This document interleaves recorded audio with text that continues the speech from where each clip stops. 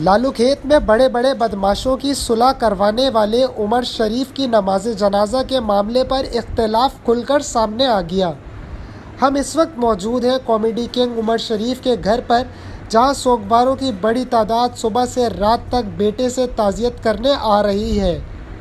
سیاسی رہنما، فنکار برادری اور سماجی شخصیت عمر شریف کے صاحبزادے سے ملاقات کر کے غم بانٹنے کی کوشش کر رہی ہیں۔ اگرچہ ورثاء نے تصدیق کر دی ہے کہ کامیڈی کنگ عمر شریف کی میت بدھ کی صبح کراچی پہنچ جائے گی اور نماز جنازہ کلفٹن کے عمر شریف پارک میں سپہر 3 بجے ادا کی جائے گی، لیکن نماز جنازہ پڑھانے پہ متضاد بیانات نے مداحوں کو افسردہ کر دیا ہے۔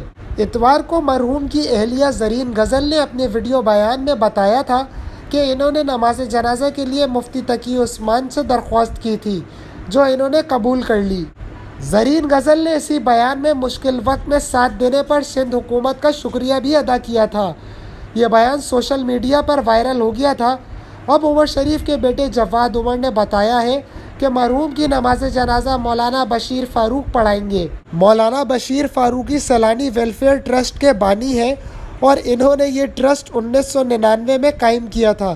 مولانا بشیر فاروقی کو نہ صرف کراچی بلکہ پورے ملک میں احترام کی نظر سے دیکھا جاتا ہے۔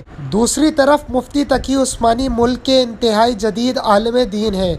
آپ دارالعلوم کورنگی کے معتمم اور درجنوں کتابوں کے مصنف ہیں۔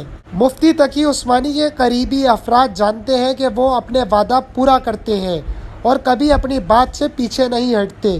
ایسے میں کیا زرین غزل نے غلط بیانی کی تھی یا اب ارادہ بدل لیا؟